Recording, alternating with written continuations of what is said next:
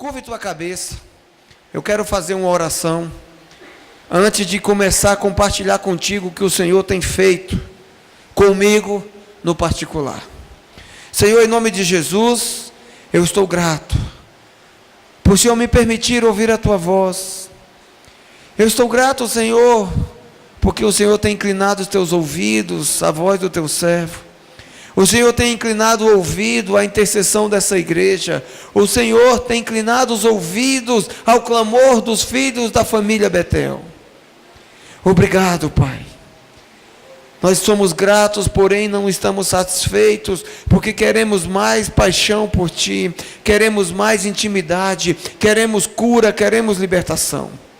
Que essa noite a Tua palavra faça, Senhor, um alvoroço em nossas almas. Liberta-nos, Senhor, daquilo que está nos prendendo ao pecado, ao mundo, daquilo que nos afasta de Ti. Revela-nos, Senhor, de maneira individual, pois eu acredito que quando o Senhor inclina os ouvidos, o próximo passo é estender a mão e consertar o que está errado. Nós acreditamos que a Tua mão está estendida sobre essa igreja, sobre nossas vidas, em nome de Jesus. Amém? Fala assim comigo: eu sou um apaixonado por Jesus. Esta é a minha identidade. E eu não abro mão.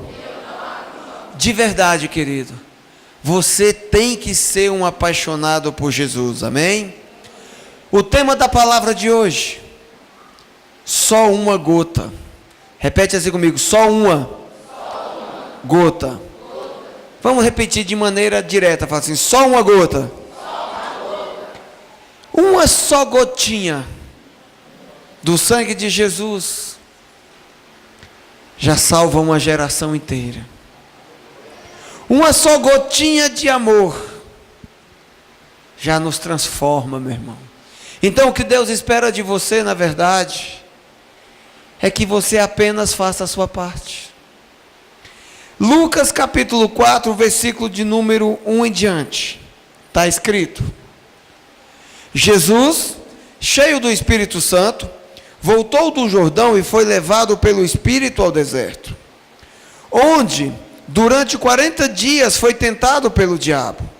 Não comeu nada durante esses dias, e ao fim deles teve fome. O diabo lhe disse: se você é filho de Deus, mande a esta pedra que se transforme em pão. Jesus respondeu: está escrito, nem só de pão viverá um homem.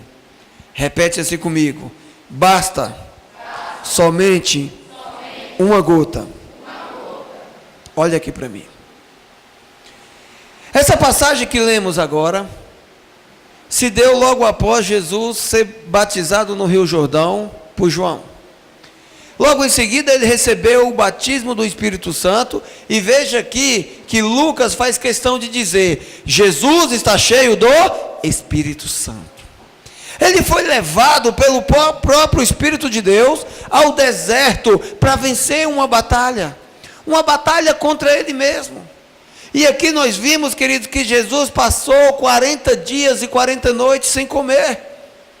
Ele estava com fome, a sua carne sentia fome. Jesus foi levado pelo próprio Espírito do Pai ao deserto, para que ele pudesse ser aprovado. Uma pessoa só pode ser aprovada quando ela passa pela prova, amém? Repete assim comigo: aquele que vence as suas tentações é um filho aprovado pelo Pai. Um filho apaixonado pelo Pai, meu irmão, ele vence as suas tentações, ele não desiste, ele não se rende, não importa quão grande seja ela. A fome que Jesus sentia naquele momento não era uma tentação para ele. Por quê? Porque ele tinha convicção que a sua necessidade era passageira e que não era mais importante que o seu chamado. 40 dias e 40 noites em jejum. Jesus estava faminto. Diga amém se você entende isso. Mas ele tinha convicção que a sua necessidade por comida não era maior que a sua missão. Fala assim comigo: a minha missão não é maior que as minhas necessidades. Fala assim: eu sou apaixonado por Jesus e tenho um chamado. Você tem um chamado. Qual é o teu chamado, meu irmão? Você foi chamado para adorar a Deus pela eternidade em espírito e verdade. Diga amém. Você foi chamado para aprender o evangelho de Jesus. Você foi chamado para receber a essência do Pai. Você foi chamado para multiplicar a essência de Jesus pregando o evangelho. Diga aleluia se você entende isso. Meu irmão, você foi chamado para saquear o inferno e povoar o céu. Fala assim: eu tenho um chamado. E as minhas necessidades não são maiores que o meu chamado. Jesus sabia disso. A fome que Jesus estava passando naquele momento era uma fome de pão. E Satanás foi direto à sua necessidade. A sua fraqueza naquele momento foi identificada pelo inferno. E o que o diabo fez? Você está com fome. E se você é filho de Deus, diga a essas pedras que se tornem pão. Mas Jesus tinha convicção do seu chamado, e o que ele fala? Está escrito: nem só de pão viverá. A necessidade de Jesus naquele momento, a sua fome, meu irmão, não foi maior que o seu chamado. Foi por isso que ele não aceitou a sugestão do diabo. O diabo tem sugerido para você 1 milhão de coisas. O diabo tem tentado te afastar do chamado. O diabo tem tentado colocar dentro de você que as tuas necessidades, que os desejos da tua alma, que o teu eu é mais importante do que a palavra que Deus liberou ao teu respeito. Fala assim: eu sou apaixonado por Jesus, e a minha convicção tem que ser a mesma que Jesus. Sabe qual era a convicção de Jesus? Posso dizer para você? João capítulo 4, versículo 34. Olha só qual é a tua convicção, meu irmão. Olha só qual era a convicção de Jesus e passa a ser a nossa convicção. A minha comida é fazer a vontade daquele que me enviou e concluir a sua. Jesus estava com fome, meu irmão. Ele sabia que precisava se alimentar, mas a sugestão de Satanás não podia fazer com que ele colocasse as suas necessidades na frente do seu chamado. Ele não podia comer antes de glorificar o Pai. Ele não podia jamais colocar o emprego, colocar a família, colocar o lazer, colocar as suas necessidades à frente da missão, da obra que daquele que o enviou, o incumbiu de cumprir. A obra que Deus está colocando nas tuas mãos, a responsabilidade que Ele está te dando, meu irmão, é maior que todas as coisas, e o teu alimento é a satisfação de concluir a tua obra, de pregar o evangelho, de adorar a Deus, de fazer a vontade daquele que te enviou, que te escolheu, daquele que te liberta, daquele que te cura. Deus te escolheu para saquear o inferno e povoar o céu com o evangelho de Jesus Cristo. Se você acredita nisso, diga amém. Amém. Fala comigo: a minha causa é mais importante que as minhas necessidades. Em outras palavras, meu irmão, você tem fome de quê? O diabo fala aí fora o tempo todo, e a voz do inimigo, quando soa nos ouvidos de um filho de Deus, é para colocar fome nele por alguma coisa. Vocês já viram alguns comerciais de TV, por exemplo, que quando entra nos nossos ouvidos, acessa a nossa mente, dá uma mexida na nossa alma, faz a gente ter fome de um monte de coisa que a gente não tem necessidade? Quem aqui já comprou algo impulsionado pela moda, pelo comercial, por um desejo e nunca usou para nada? Se arrependeu, sim ou não? A tua fome, meu irmão, de adquirir esse bem, essa coisa que você comprou, foi impulsionada talvez pela voz do inimigo, querendo te afastar da tua chamada. O diabo quer nos fazer ter coisas. O diabo quer nos fazer lutar por coisas. O diabo quer nos fazer nos entregar por coisas. Mas Jesus já se entregou para que nós pudéssemos entender o valor. Nós precisamos nos converter. E conversão é mudança de valores. Fala assim comigo, conversão é mudança de valores. Quando nós nos convertemos a Jesus Cristo, os valores da nossa alma têm que mudar. Jesus pagou o preço, se entregou, ressuscitou ao terceiro dia para que nós tivéssemos vida eterna e salvação. Ele não se entregou naquela cruz para que nós fôssemos prósperos, que nós tivéssemos uma vida de paz, para que nós tivéssemos uma vida de conforto.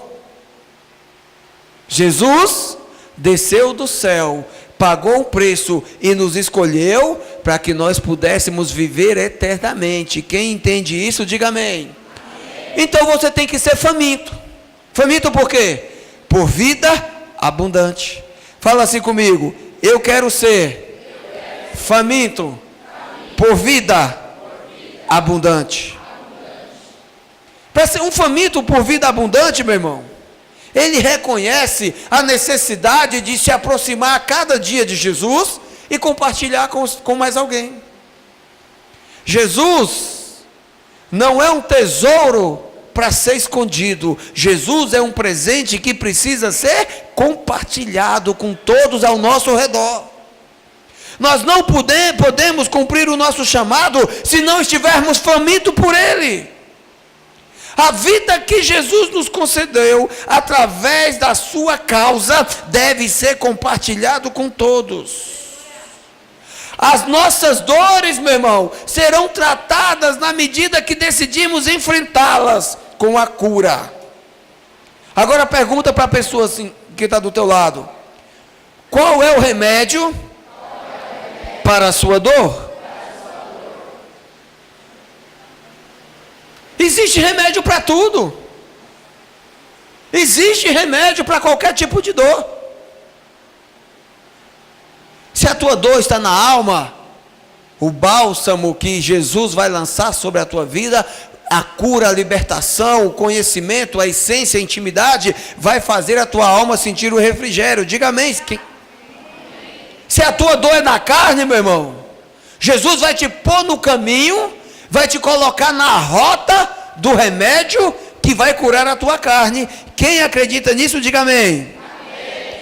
Mas o diabo vai querer sugerir um remedinho para você. Ele não fez isso com Jesus? O diabo, meu irmão, sabe aquela história de médico e louco, todo mundo tem um pouco? Até o diabo tem um pouquinho de médico. Até o inimigo vai querer trazer cura para a tua dor, quer seja da alma ou da carne. Só que ele não tem solução para a tua dor. O diabo só sabe matar, roubar e destruir. A palavra de Deus é clara. Não existe um momento da Bíblia que Deus nos revela que o diabo tem remédio para alguma dor. Alguém aí quer ir pela sugestão do inferno? Ou aceita a cura chamada Jesus Cristo? O que ele falou para Jesus? Está com fome? Para um pouquinho. Que isso? Você não é de ferro. Descansa. Senta aqui, vai. Pega essas pedras. Se você for filho de Deus de verdade, fala para essas pedras virarem pão e come. O que Satanás queria fazer, meu irmão? Ele queria vencer a batalha de Jesus. Só que a fome que Jesus sentia não era tentação para ele. Por quê? A Bíblia fala que tentação é a nossa própria vontade. Você não pode ser tentado com refrigerante se você é apaixonado por suco. Quem entende isso, diga amém. Eu não gosto de refrigerante. Eu amo suco. Então, uma pessoa vai chegar com uma Coca-Cola geladinha e colocar na sua frente e vai falar: bebe. Você fala: não, obrigado. Bebe, você quer, você precisa. Você vai falar: não quero. A mesma coisa, meu irmão, é com a droga. Se a tua vontade não fosse drogar, o inimigo não vai oferecer droga. Se a tua fome for por vida abundante, o inimigo não vai colocar dentro de você morte goela abaixo. Se você não é tentado, porque você está buscando cura em Jesus para a tua alma, se você não quer saber de sexo errado, o inimigo não vai te convencer a pecar por meio da pornografia, por meio do adultério. O inimigo não vai pôr morte naquele que é sedento por vida abundante. Se você entende isso, diga aleluia. A nossa tentação, meu irmão, é apenas a vontade da nossa carne. Deus não pode te tentar, porque Ele não é mau. Então a tentação é algo mau, algo que é vontade da nossa própria carne. Diga amém se você compreende. Foi por isso que no momento que o inferno, que Satanás chegou para Jesus e disse: transforma essas pedras em pães e coma. Ele falou: está escrito, nem só de pão viverá o homem, mas de toda a palavra que sai da boca do meu Pai. Sabe o que Jesus está ensinando para nós? O diabo pode até sugerir o remédio, mas a cura, meu irmão, só vem da palavra de Deus. Muitas vezes a tua fome é por dinheiro, é por glória, é por reconhecimento, mas a tua cura só vai vir da palavra de Deus, que é lançada e revelada pela Bíblia, através de Jesus para a tua vida. Se você entende isso, diga amém.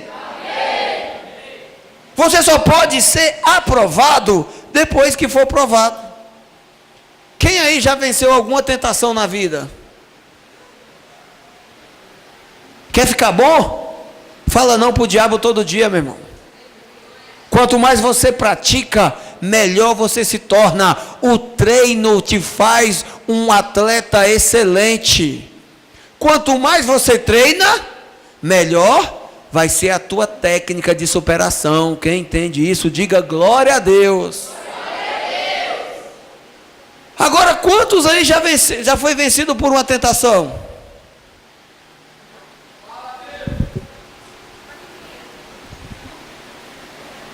Está entendendo, meu irmão? Pastor, eu já pisei na bola, eu pequei. Se arrependeu? Então para de pecar, não peques mais.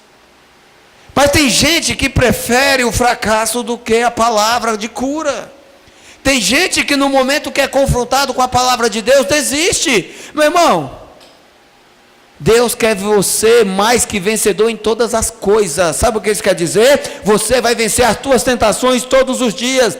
A vontade da tua carne que te conduz para o pecado, Deus vai se aperfeiçoando em essência dentro de você para te fortalecer, para te fazer um mais que vencedor. Deus não quer você um fracassado que desiste todos os dias na menor tentação. Quem é apaixonado por Jesus vence as tentações, luta para aumentar o amor por Cristo todos os dias diante da sua vida. Diga aleluia. Quando você vencer, meu irmão, a tua fome, as tuas necessidades, quando você aceitar o teu chamado e entender que a tua intimidade, a tua eternidade com Jesus é maior que a tua necessidade terrena, o diabo vai atacar você em outra área. Pastor, eu pensei que eu ia ter paz. O que Jesus diz? Eu não vim trazer paz, mas a espada. Você já viu soldado ser formado em tempo de paz? O guerreiro só é premiado, só é aprovado, só recebe o galardão, o direito de vitória, meu irmão, no meio da guerra. Soldado que vive em quartel treinando, ele nunca vai adquirir experiência de batalha. Ele pode até se aposentar ali no quartel, mas nunca vai ter o direito de falar: eu venci uma vez lá no campo de batalha, eu passei pelo deserto, eu venci a tentação, eu venci Satanás. Se toda tentação que vinha, ele desiste. E qual a graça disso? Ah, meu irmão, cada batalha que você vence, você se aproxima mais de Jesus. Cada batalha que você vence em nome de Jesus, ele se aproxima mais de você. E o diabo, o que ele vai fazer? Ele vai continuar tentando te afastar de Deus, mas Jesus a cada dia vai te fortalecer mais com essência, com espírito, com luz da tua vida. Diga amém. Amém. Lucas capítulo 4, versículo 5. Ele continuou tentando Jesus. Olha só. O diabo levou a um lugar alto e mostrou-lhe num relance todos os reinos do mundo.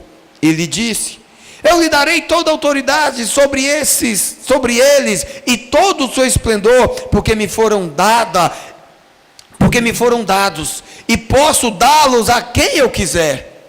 Então, se você me adorar, tudo será seu. Jesus respondeu: está escrito: adore o Senhor, o seu Deus, e só a Ele preste culto.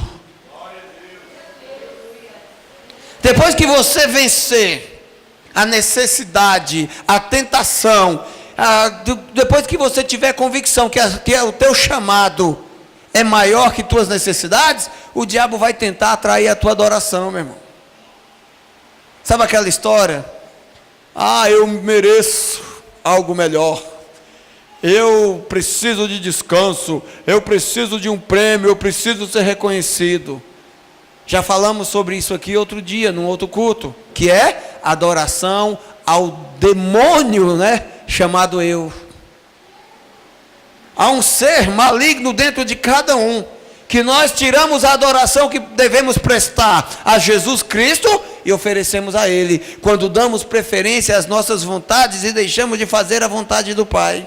O diabo quer roubar a tua atenção, ele quer atrair a tua adoração. Ele fez isso, ele tentou roubar a glória de Deus lá na sala do trono. Ele tentou atrair, meu irmão, a glória de Deus para ele mesmo. É por isso que nós não vamos nos render jamais. Diga aleluia. Jesus não aceitou a tentação do diabo, porque ele disse, lá no Éden, quando o homem pecou, ele me entregou a chave da vida. Jesus, se você é filho de Deus, e eu estou acreditando que você é, basta apenas você me adorar, e eu vou te dar todos os reinos da terra que o homem me entregou pelo pecado. Só que Jesus falou, está escrito, devemos nos prostrar apenas ao nosso Deus, ao meu Pai, ao Deus único, e só a Ele prestar culto. Sabe por que Jesus tinha convicção e deu essa resposta para Satanás? Porque ele sabia da importância da sua missão. Ele sabia que iria tomar a chave da vida das mãos de Satanás, no momento que oferecesse a sua vida como sacrifício na cruz do Calvário. O Satanás é tão que ele tentou facilitar para Jesus. Só que o chamado de Jesus era mais importante do que as suas necessidades. Quantas vezes o diabo tentou facilitar para você? Olha, vamos fazer um esquema na empresa aí, você vai ganhar em 2 dias o que você ganha em 3 meses. Foi isso que ele tentou fazer para Jesus. Vou te dar o pagamento da vida inteira, para você trabalhar só 5 segundos, se ajoelha, beija meu pé, fala que me ama. Quem está entendendo isso aí? Meu irmão, a tua missão, o teu chamado, a tua obrigação como filho apaixonado pelo Pai é maior que toda a tua necessidade. Caminho que o diabo tenta encurtar é um caminho que vai te conduzir para a morte. Diga misericórdia. E ele vai parar por aí? Se você vencê-lo e tiver convicção de que não vai se tornar um idólatra? Se ele não conseguir, meu irmão, te fazer tornar um idólatra, ele vai querer te matar.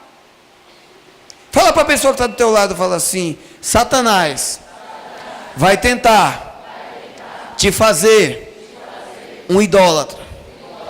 Se ele não conseguir, ele vai tentar te matar. Essa pessoa ficou feliz aí que você profetizou isso na vida dela? Deixa eu falar uma coisa para você, meu irmão. Eu aprendi que tentar não existe. O diabo pode até tentar, mas se você não se prostrar, não se render, se você entender que o teu chamado é maior que as tuas necessidades, ele nunca vai conseguir te matar. Sabe por quê? Deus protege os filhos legítimos. Deus protege os filhos apaixonados. O sangue de Jesus te tornou eterno. E aquele que é eterno, meu irmão, não pode morrer na mão do diabo. Diga amém se você recebe essa palavra na tua vida. Aleluia! Glória a Deus! Lucas capítulo 4, versículo 9. Olha só como Satanás tentou matar Jesus. O diabo levou a Jerusalém e colocou na parte mais alta do templo e lhe disse: se você é o filho de Deus, jogue-se daqui para baixo, pois está escrito: ele dará ordem aos seus anjos ao seu respeito para lhe guardarem. Com as mãos eles o segurarão, para que você não tropece em alguma pedra. Jesus respondeu: dito está, não ponha à prova o Senhor, o seu Deus. Quantas vezes o diabo tenta te matar? Citando as próprias escrituras. Ó, está escrito: se você der dízimo, não vai ter problema. Se você der oferta, a tua vida financeira vai ser, ó. Meu irmão, agora está escrito que se você for fiel, dizimista e ofertante, e ficar em casa dormindo até 1h da tarde, você vai ser próspero? Está escrito isso aonde na Bíblia? Que eu quero ler e vou viver por essa promessa também, que deve ser bom. Está escrito que você vai pôr o diabo para correr. Se você passar o dia na tua casa ou no teu trabalho, onde você estiver, nas redes sociais, ou conectado na TV e outra situação, a não ser conectado com Deus, só põe o diabo para correr, meu irmão, ó. Quem dispensa tempo em oração, quem tem intimidade com o Pai, quem mergulha os olhos da palavra, quem busca conhecimento, quem mergulha nas águas profundas. Satanás tenta te matar e fala: faça por ti que eu te ajudarei. Daí você fala: eu estou fazendo tanto por Deus, eu faço tanto, mas tudo dá errado. Meu irmão, isso é hipocrisia. Isso é hipocrisia. Se você está fazendo tanto e tem alguma coisa dando errado, é porque você está fazendo com algum interesse. Porque quem faz para Deus, meu irmão, pode estar fazendo a casa pegando fogo, pode estar fazendo e o mundo se acabando, e ele não vê destruição, ele só vê o trono da glória. Ele não faz por resultados, mas ele faz por intimidade. Ah, pastor, eu não estou alcançando resultados, é por isso que eu tenho desânimo. Se você está fazendo por resultado, meu irmão, você vai padecer. Você está acreditando no mais do que o diabo está falando. Não queira, não persiga os resultados, mas persiga a promessa da salvação, da eternidade. Você tem que lutar pelas vidas que você vai entregar a Jesus Cristo no grande dia. E a primeira delas é a tua. Fala assim: eu acredito que todo esforço que eu fizer em prol do reino de Deus será recompensado pelo meu Jesus no grande dia. O diabo quer te matar por quê? Porque ele tem medo de você. Ele tem inveja de você. O diabo sabe, meu irmão, o estrago que um filho legítimo faz no inferno quando ele abre a boca para falar de Jesus. O diabo sabe o quanto o mundo espiritual é movido quando um filho apaixonado por Jesus põe o joelho no chão e começa a orar. O diabo sente a casa dele sendo estremecida naquele terremoto. Não é nem de 9 graus, é de 18. Ele vê a casa caindo. Quando um filho legítimo começa a orar, adorar e glorificar o nome de Jesus, quando vê você pegar a palavra, abrir a Bíblia, pegar um caderno e escrever umas linhas e sair com aquele papelzinho no bolso e te pergunta: onde você vai, filho? Eu vou ali compartilhar o pão da vida com a pessoa que precisa, que está faminta. Eu vou ali matar a fome de vida de uma pessoa que está faminta pela fome do mundo. Meu irmão, quando você sai para pregar a palavra, para visitar uma vida, meu irmão, o diabo, se pudesse cavar um buraco mais profundo e se esconder, só para não ver o resultado da tua investida, ele faria. É por isso que ele usa tantas armadilhas para nos afastar de Deus. Fala assim: eu sou um apaixonado por Jesus. Você sabia que o diabo teme os apaixonados por Jesus? Só que o apaixonado por Jesus tem obrigações. Fala assim: pastor, já estou até desapaixonando. Estava bom. Que o diabo não pode me matar, eu até gosto. Que eu vou vencer pela palavra de Deus, aleluia. Pregar a palavra, bem, mas eu tenho obrigação? Tenho. A tua obrigação, meu irmão, é fazer a tua parte. Fala para a pessoa aí: você tem que fazer a tua parte. Daí você fala assim: pastor, mas o tema da palavra não era gota? E a gotinha? Calma, a gotinha está chegando. Eu estava no sítio e compartilhei uma palavra com os irmãos, e essa palavra entrou no meu coração e ela começou a fazer um estrago dentro de mim. Começou a construir. E eu me lembrei de uma história que eu vi lá no passado, quando eu ainda era mais jovem do que sou hoje. E essa história, meu irmão, falava de um incêndio na floresta. Quem já ouviu a história do incêndio na floresta? Tantos incêndios, né? Eu me lembro que essa historinha que eu vi lá no passado falava o seguinte: houve um grande incêndio na floresta, e os animais ficaram assustados. Então o leão se reuniu a tropa, todos os animais mais fortes, o elefante, reuniu o rinoceronte, o macaco, o jacaré, chamou as aves e chamou: gente, ou nós vamos enfrentar um incêndio, ou nós vamos perder nossa casa e vamos morrer. O que vocês vão fazer? Vamos enfrentar. Como? Nós iremos correr até o rio, pegar água e lançar no fogo. Quando todo mundo motivado, a palavra do leão, correram para o rio, o incêndio avançou, e veio aquele calor, e veio aquelas chamas. Sabe o que aconteceu? Todo mundo entrou na água e nadou para o outro lado, fugiu. Mas só que o pardalzinho, tinha um pardalzinho que não se moveu, porque ele estava olhando por cima, ele não viu, sentiu o calor. O que ele fez? Ele não viu todo mundo ali fugindo, ele não ouviu a palavra de salve-se quem puder, é cada um por si agora. Ele não ouviu. E o que ele fez? Mergulhou, encheu o seu bico de água, voou sobre o incêndio e jogou uma gotinha. Tum! Correu, mais uma gotinha de água e jogou sobre o incêndio. Correu, e nessa ele ficou a noite inteira, e os outros animais tudo do outro lado do rio, só observando.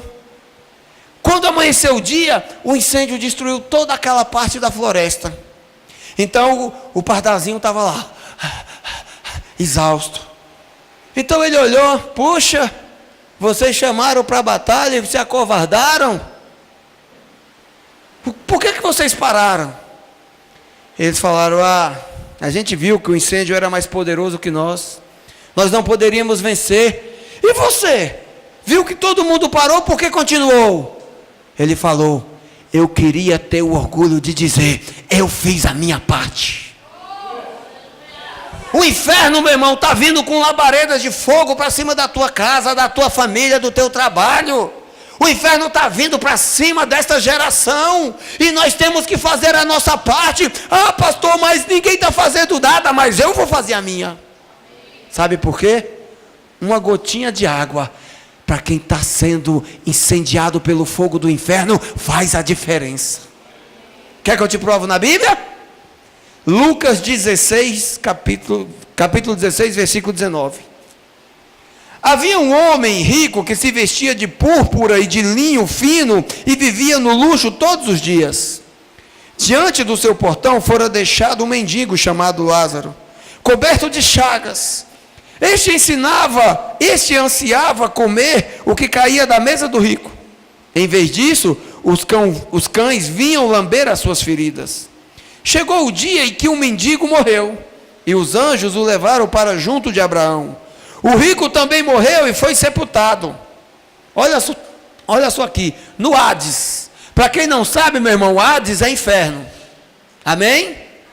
No Hades, onde estava sendo atormentado, ele olhou para cima e viu Abraão de longe, com Lázaro ao seu lado. Então o chamou: Pai Abraão, tem misericórdia de mim e mande que Lázaro molhe a ponta do dedo na água e refresque a minha língua, porque eu estou sofrendo muito neste fogo. O rico teve uma vida de luxo, uma vida de conforto, e o mendigo passou fome por toda a sua vida na porta dele. Esse rico, meu irmão, não teve compaixão, não teve misericórdia, mas pelo sofrimento e pela misericórdia, o mendigo foi levado para o céu. Ele foi recepcionado ali por Abraão, e quando o rico lá do inferno olhou para o céu, viu que Lázaro estava ali no conforto danado, e o que ele falou?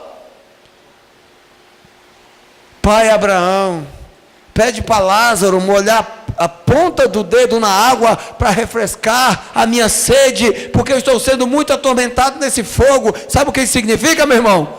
Uma gotinha de água traz refrigério para a alma daquele que está queimando no fogo do inferno. Só que esse rico demorou tempo demais para pedir socorro. E se você continuar lendo o capítulo 16 do livro de Lucas, você vai ver que Abraão fala: e agora é tarde, filho, não tem mais jeito, há um abismo muito grande entre o céu e o inferno, não tem mais tempo. Daí ele fala: então pede para que Lázaro volte e fale aos meus irmãos. Abraão falou: já era. O nosso próprio Jesus ensina: deixa os mortos cuidar dos mortos. Tem gente que deixa para depois, mas depois que morre, meu irmão, já era, não tem mais tempo, o tempo é agora. Fala assim: o tempo é agora. E nós vimos que uma gotinha de água pode aliviar a sede de quem está no inferno. Só que Deus está fazendo de você não só uma gotinha, mas uma fonte de água para a vida eterna. Diga amém.